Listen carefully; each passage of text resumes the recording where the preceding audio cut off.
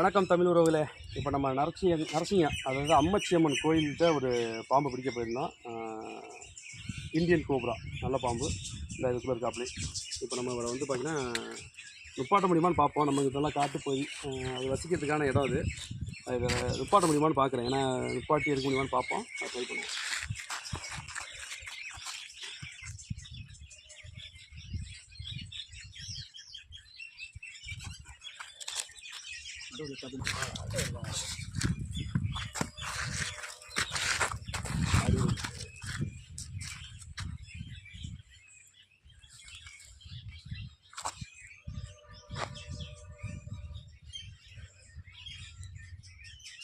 Mudah.